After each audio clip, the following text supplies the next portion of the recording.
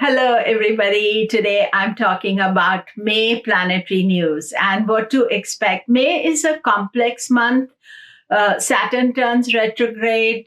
There's a lunar eclipse. There are a number of conjunctions. Sun will conjoin with Rahu. Venus will conjoin. Mercury will conjoin. Lunar eclipse is there. It is Rahu seems to dominate the month, which is not so easy, and therefore we have to try to keep calm in this complex month of May.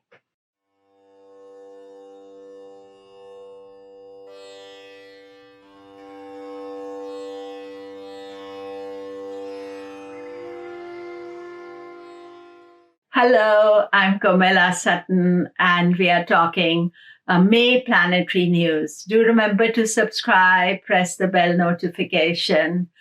So I would say that one of the things that I want to talk about before I talk about May is the great sadness of what is happening in India. My heart is people suffering there due to the uptick of the virus. It is really very sad, and my prayers and my thoughts are always with you. At these stages, astrology and astrologers are a bit helpless because we can see things, but there's things that are beyond our knowledge because there's a hand of God. And therefore we should bow to that we are not beyond normal human interaction. So being in the human world, we can only see that. A few things that I talked about in the Chaitra Shukla Pratipada. I'll put a link. I spoke about how the eclipses are affecting the 1947 chart of India. Rahu is there. And hopefully with Venus coming into Taurus will be a slight relief. However, with these things, there's a long-term effect. So we all have to pray and be patient. And as I said, my prayers are with all of you. And I'm hurting, but I cannot imagine what you are going through in India. So let us look at May 2021. And the thing is this, that first thing that happens as soon as May begins, Mercury is in Taurus and Venus moves into Taurus on 5th of May. Venus is important because Venus has been combust for a long time. And Venus is also the lord of India's Lagna. So Venus going into Taurus is going to bring some relief. But at the same time, this is a long-term crisis, a silent virus that we don't know how it is going to affect us. So, but Venus also will conjoin with Rahu. It is going to be there with Rahu as a dominant influence. Then Saturn goes retrograde. I already made a video about Saturn going retrograde on 23rd.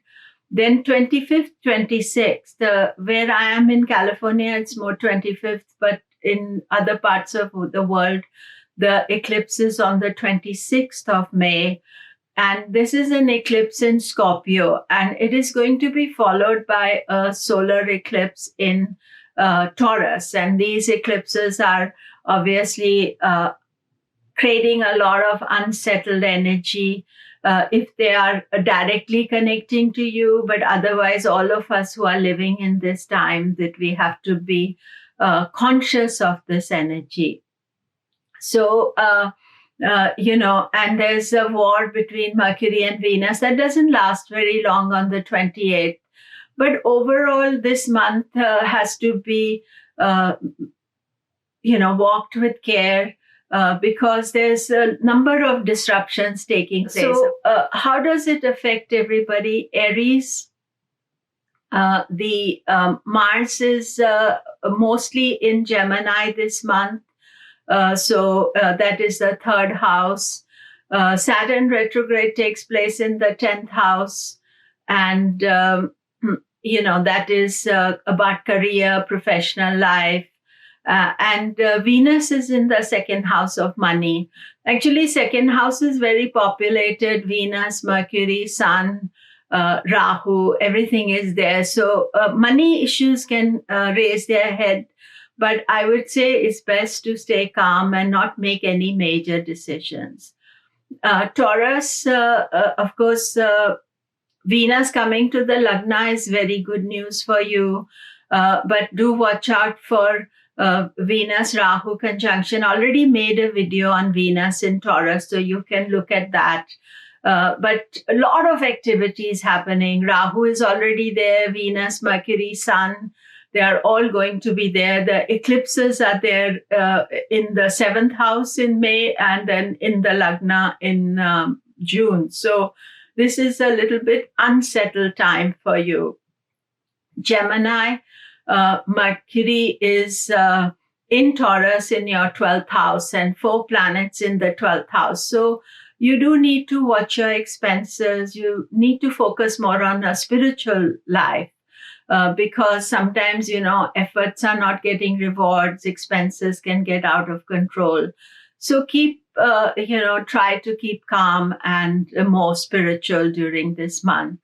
And Saturn going retrograde in your 8th house, again, that is another pressure. Cancer, main thing for you is that Saturn is going to go retrograde opposite your ascendant. So this is affecting you and also partners, spouses, and opposite your ascendant, you can feel some change happening for you. The major 4 planets in Taurus is your 11th house. 11th house is to do with earnings, and you can have number of opportunities to earn money and make profit from life. But it is, I would say, especially around the eclipse time, 25th, 26th of May, be careful and generally err on the side of caution. If an opportunity seems too good to be true, maybe it is. Leo, 4 planets in your 10th house, and the eclipses are in your 4th and 10th house. So home and career, those are the 2 areas that are being activated by this eclipse. Again, lots of opportunity professionally. Venus is going to be 10th Lord in the 10th. Rahu is there. It should be pretty okay for you, but always the Sun is involved in the eclipses. Sun is with Rahu. So Rahu can be take you off the path. So just be extra cautious about it. And Virgo, Mercury is in your 9th house. I said the wrong thing before by mistake. I said 5th house, but Mercury is in your 9th house of good luck, good opportunity. 4 planets are going to be there. The eclipse is also in the 9th house. So that may be bringing some dispute or disagreement with the guru, with the teacher. And I think it is really important to not bring it to life and just take care, listen to advice rather than disagree. You may then take a second opinion. That may be a better way to do it. But I would say that by the end of the month, Venus, Mercury have a mini war on 28th, but then they split up and Venus goes into Gemini, which is quite good. Libra, everything's happening in your 8th house. There's 4 planets in the 8th house. The eclipse of June is going to be in the 8th house. Your Lagna Lord is there. Plus, the Venus has been combust. So you feel a bit burnt out. You feel exhausted with what life has been throwing at you. And these changes as well that you need to take care. And these are short-term aspects, so just be extra cautious about what you're doing. And then that would be the best. And Saturn going retrograde in the 4th house. So 4th house is home, happiness. Saturn being there, you may be changing your mind where you want to live, what you want to do. There may be some pressure. Scorpio, Saturn turning retrograde in your third house. And most importantly, is all this month, Mars is in your eighth house of transformation, change. And so you have to be careful if you're rushing to do things. There may be unexpected consequences of what you're doing. And also, it is important to take things slowly. You may change your mind and you may decide to do something else. And then there are 4 planets in your 7th house of partnerships, relationships, and that area can be unexpectedly volatile. Although Venus, normally when Venus goes into your 7th house, that's a good energy. However, this is a unexpected volatility is possible because of the eclipses. Lunar eclipses taking place in your 1st house, so yourself. So you can feel overly emotional, not very rational. Watch out 25th, 26th of May. Sagittarius, Jupiter remains in Aquarius for this month. There's no retrograde. That is your 3rd house. So what are you going to do about it? How are you going to deal with the challenges life is throwing at us? You just need to take one step at a time. Don't rush into anything. 4 planets are going to be in your 6th house, which is opposition, difficulty, health and healing. So you may feel, some obstruction coming from that place. And Saturn is transiting your 2nd house and turning retrograde there. So it may mean that some issues regarding savings, finances, you may change your mind. So I would say take any financial decision slowly. It's better to maybe wait for later after Saturn has gone retrograde. Capricorn, of course, your Saturn is in your ascendant. It is your ascendant ruler, moon ruler. It is going retrograde. It is going to station. So this is a huge month for you. Things are slowing down. That you can feel a lot of responsibility on your shoulders. So the best way to deal with this is to give yourself some projects, organize yourself every day. You should have something to do rather than sit and worry about what is happening. And 4 planets in Taurus, which is your 5th house. So creativity, ideas, but 5th house also children. So you may find that they feel very unsettled. So you have to support them, and that can be an added pressure for you.